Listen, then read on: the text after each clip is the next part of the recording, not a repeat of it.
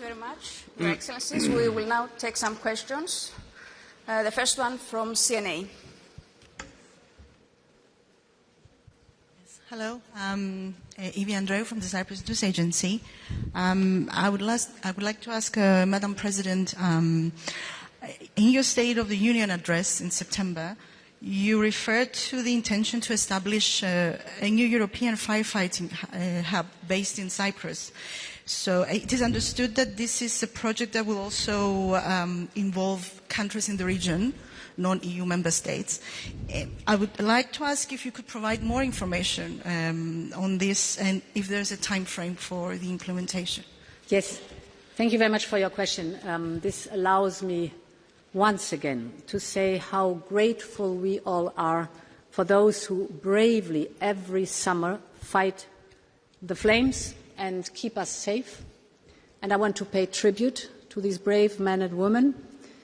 I visited actually here in Cyprus in 2021 Larnaca's Ora village that was very, very badly hit by the wildfires at that time. The hub is also for them, and it will have a dual role. First, operational to respond to wildfire emergencies, that's very important, but second, also capacity building. So this includes, of course, also the wider region. And discussions at the moment being between Cyprus and our services are ongoing. We have determined possible locations, but for us it is a priority. So my ambition is that we launch the hub under your presidency. What the timelines are concerned, this is what I want to achieve, and I know you by my side.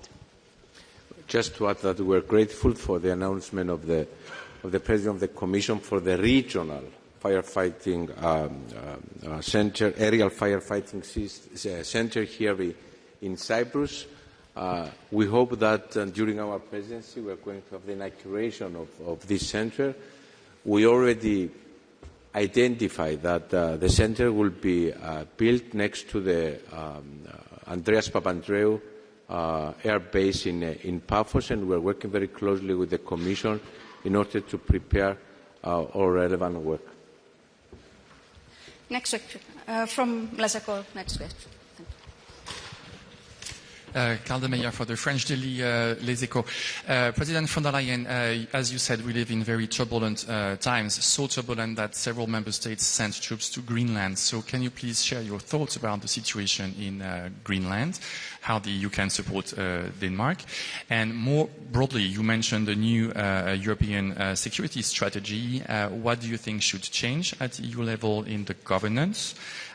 Commissioner Kubilius last Sunday mentioned a European Security Council, for instance. So what should we change and how fast? Thank you. To take the second question first, we are starting to work on a new European security strategy.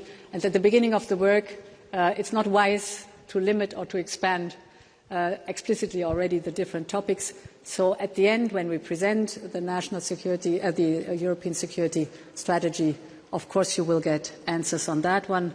But the purpose is indeed this exercise really to collect all the knowledge, to acknowledge the changes, the geostrategic changes and needs that are out there, but also the geopolitical changes in our world, and to give an appropriate answer to that one.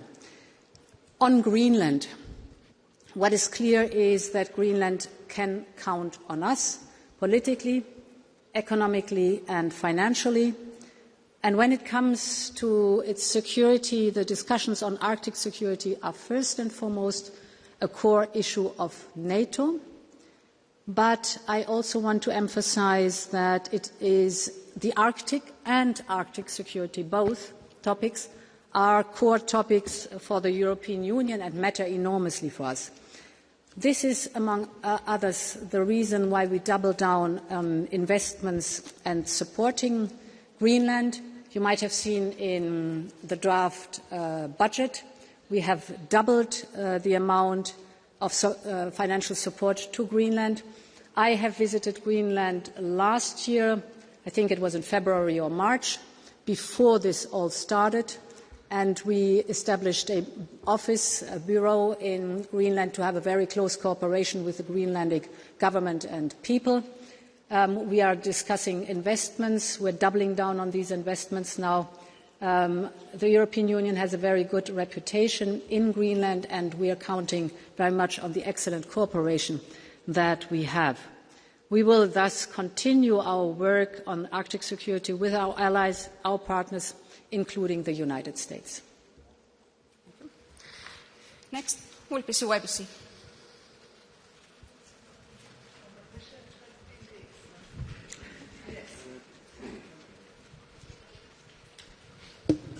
Μαρία Κωνσταντίνου από το Ραδιοφωνικό Ίδρυμα Κύπρου. Καλώς ορίσατε στην Κύπρο.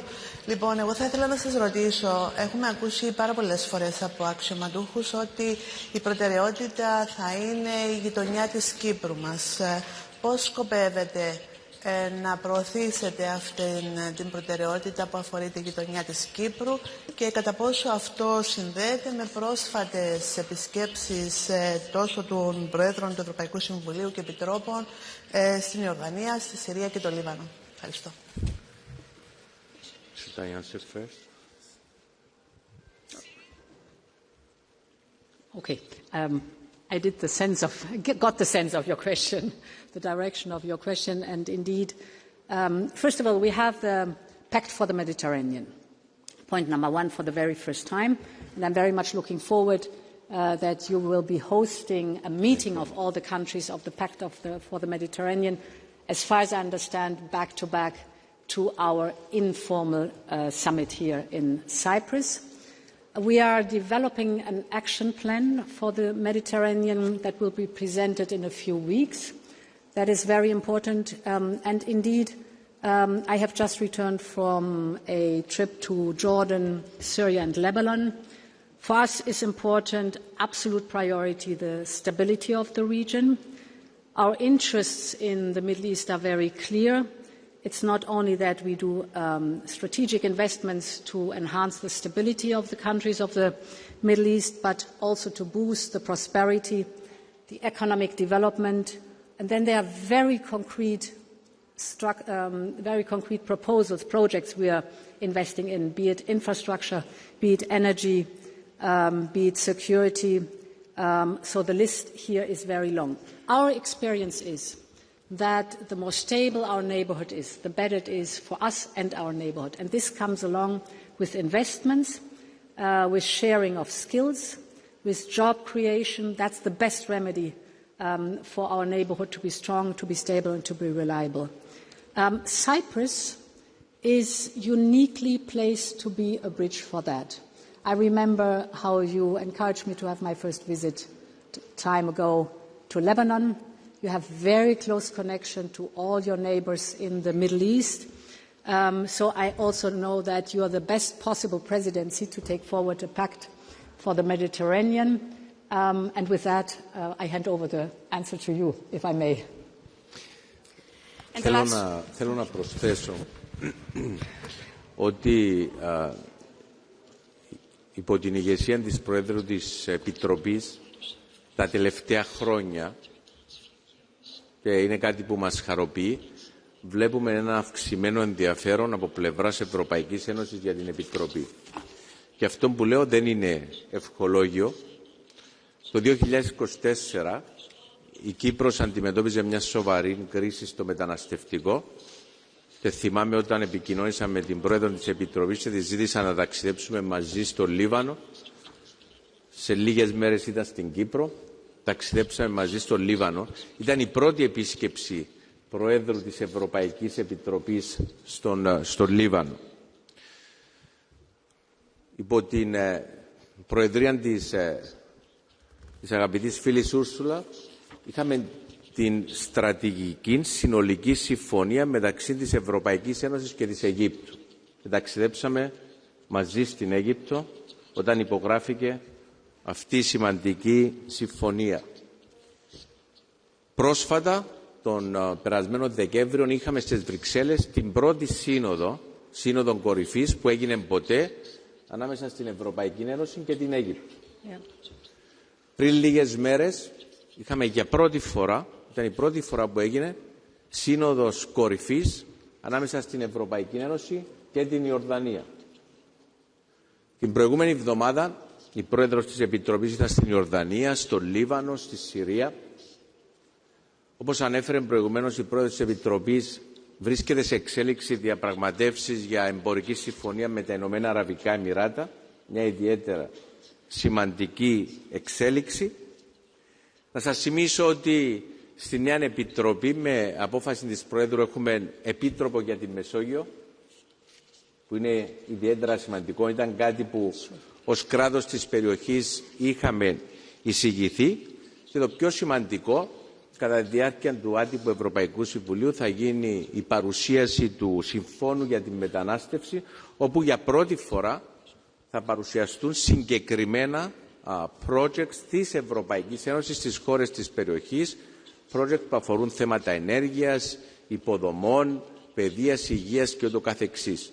Και θεωρούμε ότι η Προεδρία μας είναι μια πολύ καλή ευκαιρία να ενισχύσουμε ακόμη περισσότερο τη σημαντική δουλειά που γίνεται τα τελευταία χρόνια από την Επιτροπή. And the last question from DPA in the back.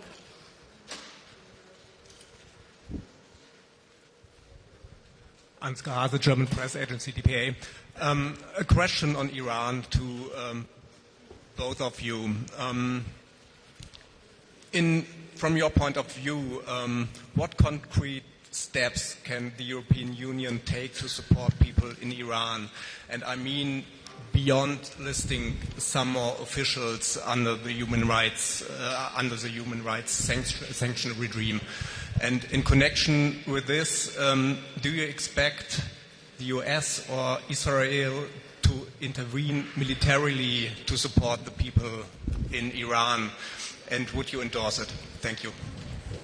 So what is happening in Iran is abhorrent, and the killing of the young people is a human tragedy. I cannot comment on other countries' activities. That's for them to decide what they do.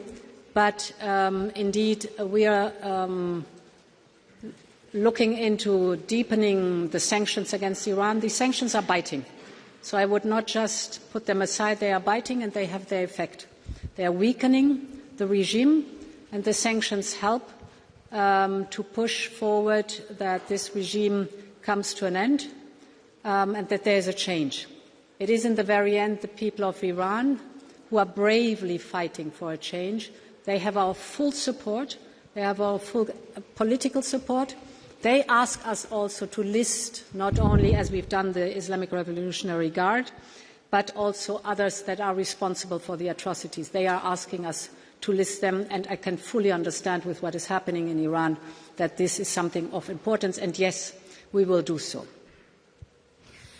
Thank you very much, Mr. President, Madam President. We conclude the press conference now. Please remain seated until the two presidents have exited the room. Thank you very much. Thank you.